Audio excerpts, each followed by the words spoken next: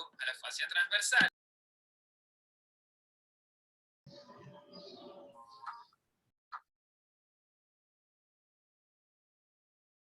¿Sí? Hola, hola mis amores, ¿cómo están? Te voy a explicar la multiplicación, ¿sí? Ay, cuánto los extraño. A ver, vamos a ver el problemita 1. Ahora vamos a ver un poquito la memoria. Mamá transó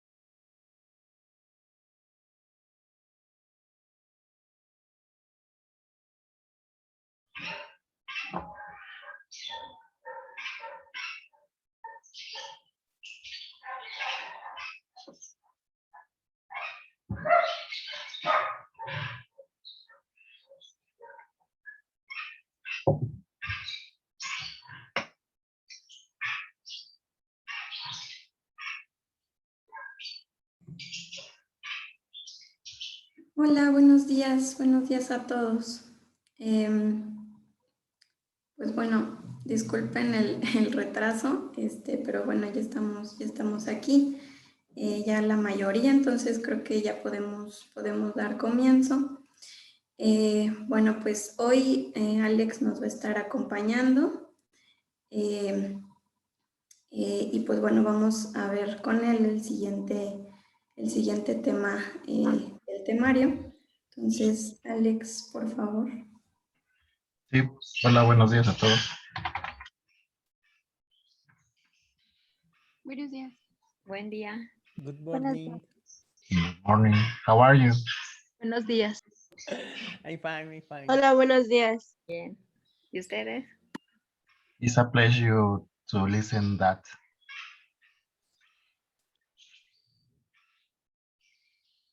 Es súper padre escucharnos nuevamente. That's right.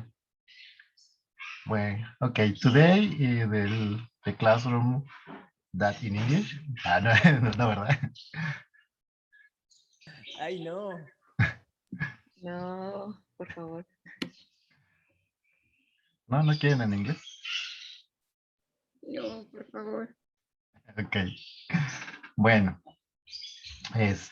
vamos a ver el tema de almacenamiento e intercambio de información. Más que ver el almacenamiento y el intercambio, vamos a ver ciertos consejos y ciertas formas de cómo se comparte la información, ya sea en tu equipo o bien en la nube, ¿no? Me imagino, bueno, la mayoría ya hemos compartido la información mediante el Drive y almacenado nuestra información en nuestro disco duro, ¿no? Sí. Ok, bueno. Primero vamos a ver por qué la asignación de las letras o cómo se asignan las letras en las unidades cuando nosotros conectamos alguna unidad o alguna USB en nuestro equipo y y por qué se asignan ese tipo de letras. En un principio, cuando se tenían las unidades de 3 1/4 y 3 1/2, bueno, las primeras 3 1/4, se les asignaba una letra A y una letra B, dependiendo si teníamos una o dos unidades. Si teníamos dos de 3 1/4, se le asignaban A y B, o bien si eran dos de 3 1/2, eran A y B, y si era una y una, entonces de todos modos era A y B. Entonces, de ahí parte que cuando nosotros, o cuando ya el equipo ya tiene una unidad fija, donde se almacena el sistema operativo, viene que se le asigna la unidad C. Anteriormente se arrancaban las computadoras por medio de discos de 3 1/4, que es donde venía el sistema operativo y se almacenaba en la memoria RAM para poder ejecutar el sistema operativo. De ahí parte que cuando ya se crea el sistema operativo fijo en una unidad, ya se le asigna la unidad C.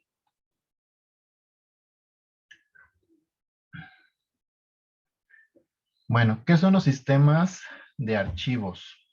Un sistema de archivo es la forma lógica en cómo se va a almacenar la información dentro de nuestra unidad, ya sea disco duro externo, unidad de USB. Existen varios tipos de sistemas de archivos. Los más conocidos son el sistema de archivos FAT32, que actualmente en muchas memorias USB, antes era FAT, ahora es FAT32. Muchas memorias USB lo traen por defecto porque es una de los sistemas de archivos más compatibles entre sistemas operativos. Luego viene otra que es el sistema de archivos exFAT, que es una actualización del FAT32.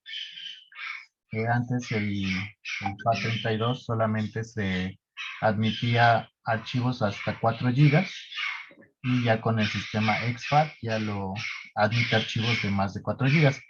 Si nosotros queríamos una película de 8 GB en un FAT32, pues no iba a caber, ¿no? Se crea también Windows, crea un sistema de archivos que es el NTFS. que ya es propietario de Windows y que es el estándar para instalar el sistema operativo o para los discos duros externos. La mayoría de nosotros usamos este tipo de archivos, excepto los que utilizan Mac, que en este tipo de archivos solamente se puede, en un sistema Mac solamente se podría leer la información, pero sería un poquito complicado escribir dentro de ese sistema de archivos.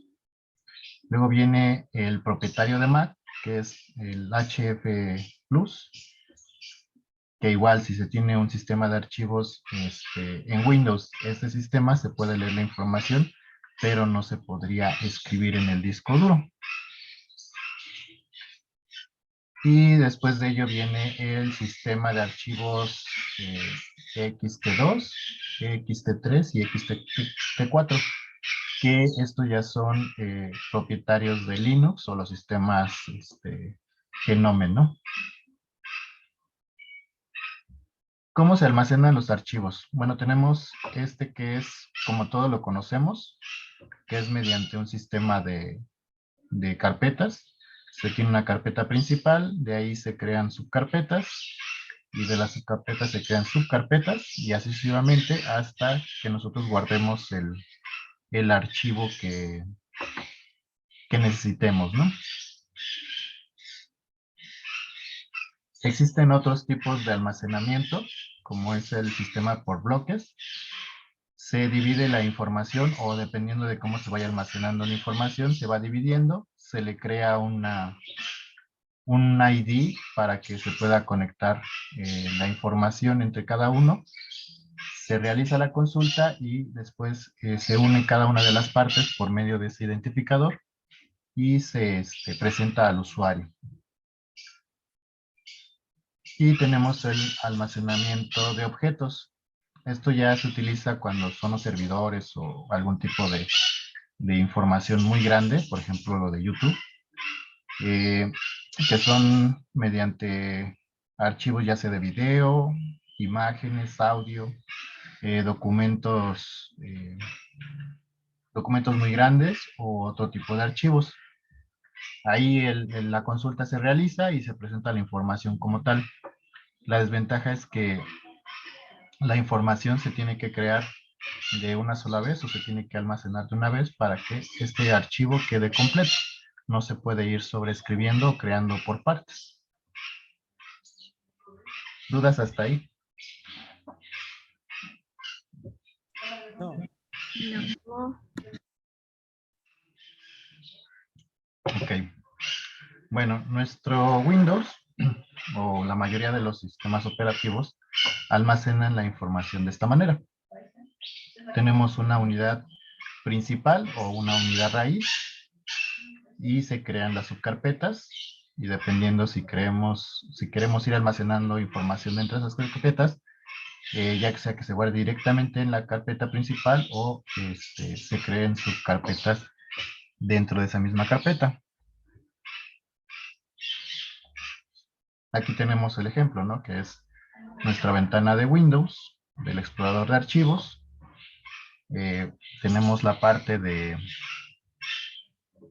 accesos rápidos, que son toda la información que nos hace importante y podemos tener ahí guardada. Tenemos la parte de nuestro equipo, de este equipo, que normalmente muestra las carpetas principales de nuestro usuario, y posteriormente las unidades que tenemos de almacenamiento, y posteriormente ya me muestra todas las demás unidades de almacenamiento que tenemos.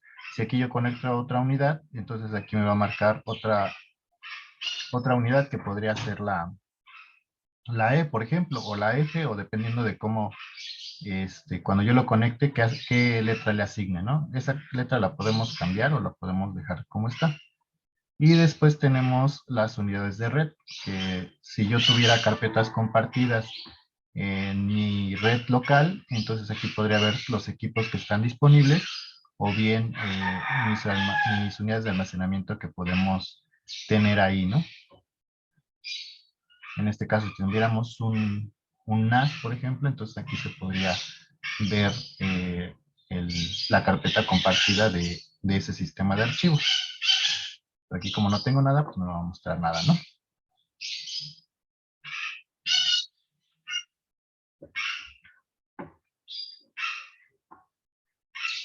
¿Qué ventajas tenemos con este tipo de almacenamiento? Que podemos, la capacidad, podemos expandirla hasta la cantidad de nosotros, de discos duros que necesitemos. Pueden ser 1, 2, 3, 10, 15, por ejemplo. Y no nos va a limitar en cuanto a espacio. El control de seguridad, nosotros podemos tener o decir quién puede acceder a esos discos duros, a esa memoria que tenemos de almacenamiento, si queremos mostrar o no la información. No dependemos de una conexión a internet. Si nosotros agarramos nuestra USB, la conectamos al puerto, entonces no necesitamos más allá de ello, ¿no? Y la velocidad, que en cualquier momento yo puedo acceder a mi memoria y la velocidad de transmisión entre el equipo y la unidad, pues va a ser la que permita, ¿no? El puerto USB y la conexión al disco duro. ¿Qué desventajas? La accesibilidad, que si nosotros queremos acceder a la información de nuestro disco duro, pero mi disco duro está guardado en la cajonera de mi escritorio y yo estoy, no sé, en Puebla, por ejemplo, no va a poder acceder a él, ¿no? Porque necesitaría que alguien me conectara el disco duro a la computadora o bien me mandara los archivos para poder acceder específicamente el archivo que yo necesito, ¿no? El costo, que los discos duros muchas veces no son tan baratos, menos si son de capacidades muy grandes, entonces a veces el costo es un poquito complicado solventar 3, 5, 10 discos duros para poder comprarlo, y más si se te daña uno, entonces tendrías que reponer ese disco duro que se te dañó. O bien si ese disco duro, no sé, por alguna razón se dañó de virus, entonces tendrías que hacer un gasto para poder hacer una recuperación de archivos de ese disco. Tenemos que hacer una recuperación de información y un respaldo de nuestra información constantemente para que tengamos siempre la información al día y no perdamos información en algún momento. Si yo no actualizo un archivo en 10 meses y de repente lo actualicé en otro equipo y quiero rescatarlo, pues tendría que almacenar ese archivo a mi disco duro para poder tener la información lo más eficaz posible o lo más reciente posible, ¿no? Y el tiempo, pues muchas veces los discos o las memorias tienen una cantidad de tiempo de vida, ¿no? Que también se involucra la cantidad de lectura y escritura que tiene cada uno de los componentes, que involucra, por ejemplo, las USB, que tienen una cantidad de lectura y escritura, o bien los discos duros, que también tienen partes mecánicas y en algún momento puede dañarse esa información por alguna cuestión mecánica o alguna descarga eléctrica, cualquier circunstancia que pueda pasar, ¿no? Entonces el tiempo también influye mucho en nuestro almacenamiento de la información. ¿Mandé? ¿Alguna duda?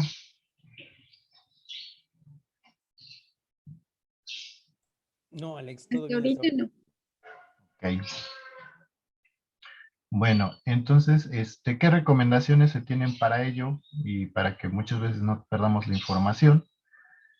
En algún momento se plantea que cuando se crea un sistema operativo o se instale un sistema operativo en nuestro equipo, se haga una partición de disco, una partición lógica. Entonces, se hacen dos particiones, una para el sistema operativo y una para nuestro sistema de archivos personales.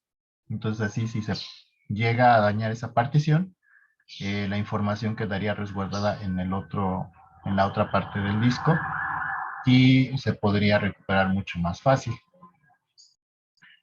Es una recomendación bueno, en algún momento que ustedes quieran instalar un sistema operativo o requieran esa instalación, pues se puede hacer eso, ¿no? Para que la información se recupere más fácilmente. La creación de carpetas por medio de nombres representativos de la información que vamos a guardar en ese sistema, bueno, en esa carpeta, que sea un nombre representativo para que nosotros podamos localizarlo más rápidamente y no lo perdamos entre toda la información que tenemos dentro de todo lo que almacenamos continuamente, ¿no? Nomenclaturas de archivos también que sean correctas, que no lleven puntos, no lleven comas, no lleve acentos, el nombre del archivo, la ñ que tampoco la lleve, porque muchas veces cuando se recupera la información o por otro método de cambio de búsqueda de información, por ejemplo, el buscador de archivos de C o lo que era MS2, no reconocería ese tipo ¿cómo se llama? De nomenclaturas, ¿no? Entonces se recomienda que sea solo texto, sin acentos y sin caracteres especiales. Porque incluso lo puede confundir con otro sistema de archivos o con otro tipo de archivo, ¿no? Que imagen, texto, cosas así. Yo lo que recomendaría sería una escritura tipo camello. Que la escritura tipo camello se maneja de esta manera. Por ejemplo, la primera mayúscula, un espacio y luego la siguiente otra vez mayúscula.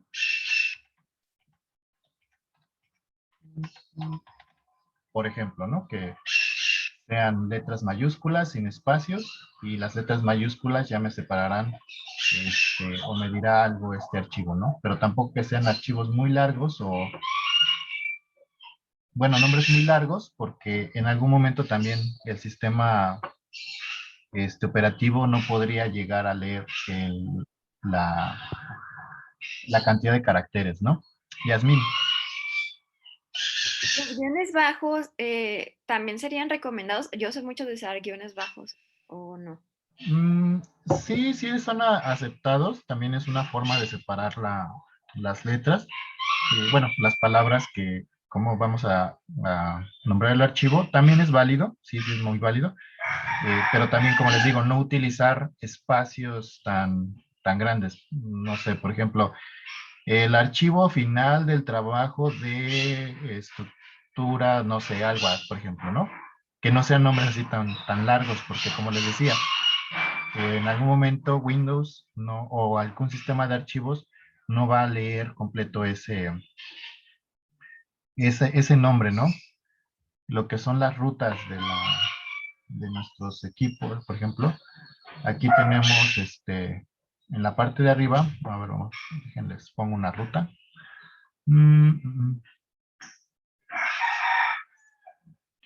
A ver.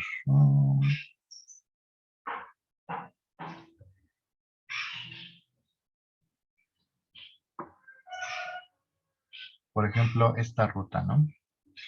Aquí arriba nos marca la ruta del archivo que estamos por abrir, que en este caso nos dice que está en la unidad D. La diagonal indica que es una carpeta, entonces que está en la carpeta herramientas para el análisis. Por ejemplo, esto no es correcto. Aquí hay acentos, hay espacios. Entonces aquí sería modificar el nombre para que no sea tan largo.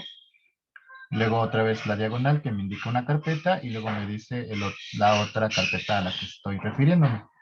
Esto al final es una cadena de caracteres que el mismo Windows lo lee como palabras separadas, que lo separa por medio de las diagonales. Internamente aquí iría una diagonal invertida o algún otro carácter y así sucesivamente. Entonces, nombres tan largos también serían incorrectos utilizarlos. Lo que tú dices es que utilizar el guión bajo también es correcto, es opcional y sí también es válido. Entonces, cuando ustedes hagan un respaldo de información, si tienen nombres así de largos o mucho más largos, en algún momento Windows les va a decir, ¿sabes qué? Este archivo no lo puedo copiar porque el nombre de la ruta es muy largo y no lo puedo, no lo puedo reconocer. Selene, eh, pues ahí sería un poquito complicado leer por ejemplo, la ruta de tu archivo, porque ya las letras como que como todas son minúsculas, entonces todo se complicaría en el sentido de que tú no lo podrías leer, ¿no? A lo mejor el equipo dice, pues sí, te reconozco el nombre, ¿no? Pero tú como dirías, a ver, como que no, te perderías entre tanto, ¿no? Entonces, lo recomendable sería que, por ejemplo, trabajo, la T la pusieras mayúscula, final, igual la F mayúscula, final, otra vez la primera mayúscula, la también mayúscula, horas igual mayúscula, y así sucesivamente, para que tú mismo también puedas entenderlo, ¿no? Ajá, por eso es de final, final, final 2.0, como que el punto ya vendría siendo un carácter que no podrías, no sería correcto utilizarlo porque podría el mismo equipo confundirlo con algún virus incluso, ¿no? Entonces, por eso es evitar la nomenclatura con caracteres especiales, con arrobas, porque incluso te digo, el mismo Windows puede decir punto, no sé, dat, por ejemplo, de datos o algo así, lo que te puede decir, no se puede guardar ese archivo con ese nombre o cuestiones así, ¿no? Porque Windows también utiliza nomenclaturas especiales para guardar los archivos. Ajá, bueno, aquí con la nomenclatura correcta para el almacenamiento de la información. Y la creación de accesos directos, que muchas veces es conveniente hacerlo cuando tenemos una carpeta importante y está arrumbada hasta la carpeta más lejana que tengamos, ¿no?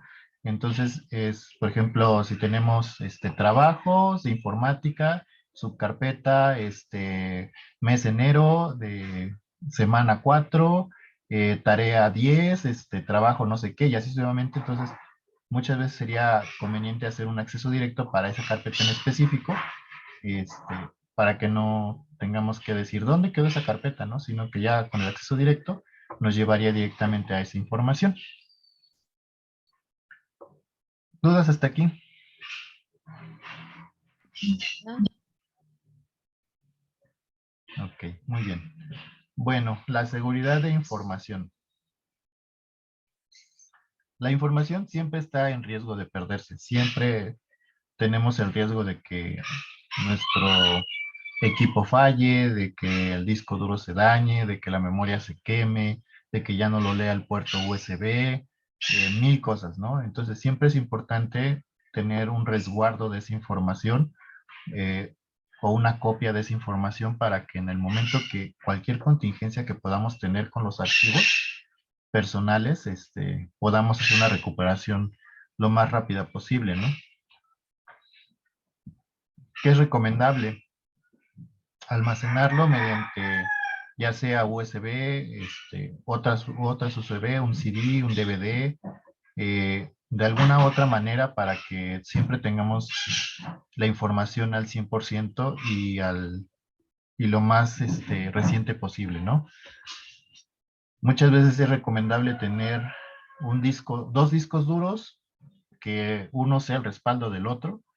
Si en algún momento, por algún virus, algún daño físico, una caída, se me llega a dañar el disco duro, tengo el respaldo del anterior, ¿no? Entonces ya podría recuperar esa información y no correría el riesgo de perder mis datos personales.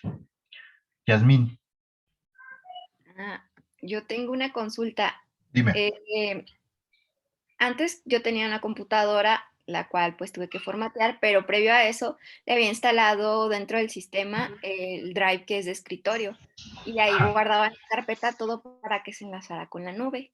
Ujú. Solo que al momento de formatear la computadora, se borró todo lo que estaba incluso en la nube, entonces me quedé sin nada y todo lo que tenía respaldado, pues nada, ¿no? O sea, toda mi vida se fue ahí digital.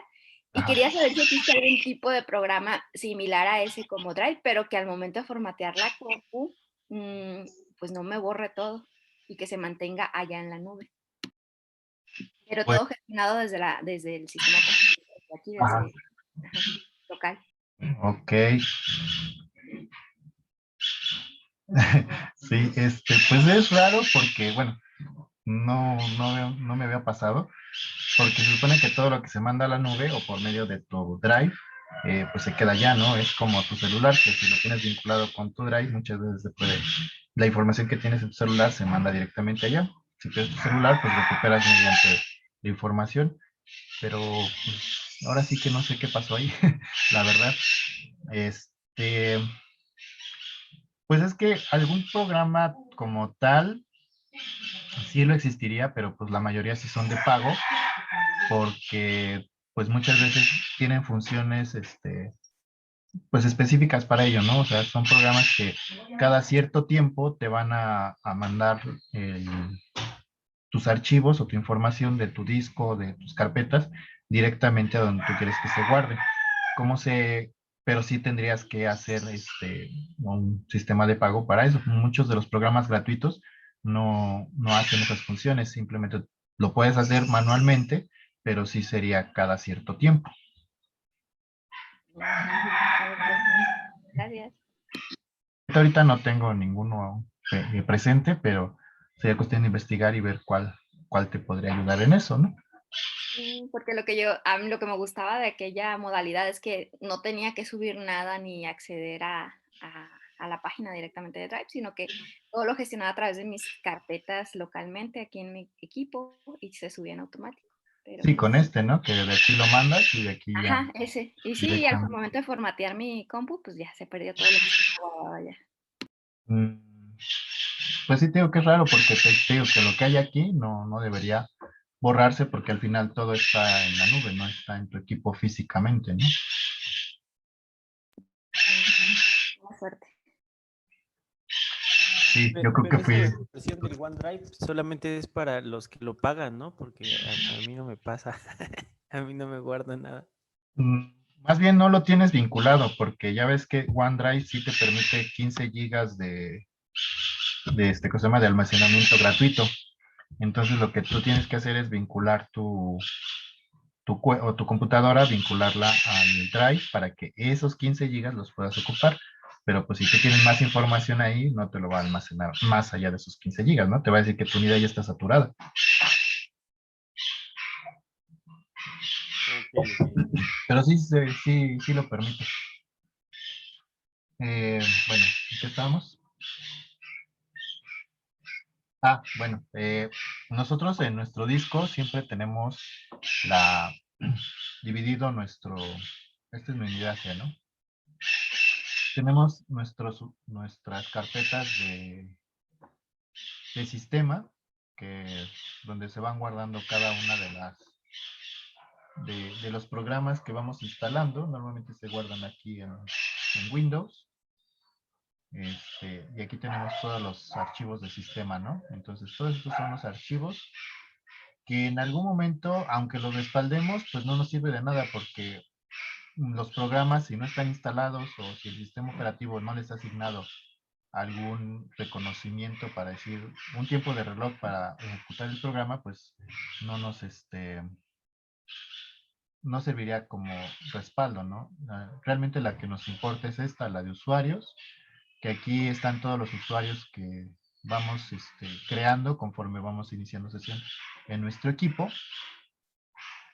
Si yo tuviera más usuarios en este equipo, entonces aparecerían mucho más, una lista más larga, ¿no? Entonces, aquí es donde nosotros podemos encontrar nuestra información, donde podemos almacenar nuestros datos, que aquí al final ya están las carpetas, ¿no? Entonces, es más fácil yo de alguna memoria pasarlo a estas carpetas para que ahí se guarde la información, ¿no? Siempre es recomendable que nosotros como usuarios guardemos la información personal aquí, ¿no? Porque cualquier persona que te pueda arreglar el equipo por cuestiones de daño, entonces sabrá dónde buscar la información. Si yo llego a guardar mi información personal, no sé, por ejemplo, en Windows, y luego en OSR, y luego aquí guardo mi información, pues una persona que te pueda ayudar a crear un respaldo de información, no va a saber que tú tienes información ahí y lo va a tomar por default que esa información no existe y que no tienes guardado ahí, ¿no?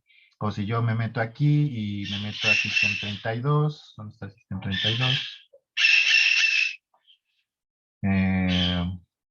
Y aquí creo una carpeta personal, pues tampoco una persona va a poder saber que ahí hay información, ¿no?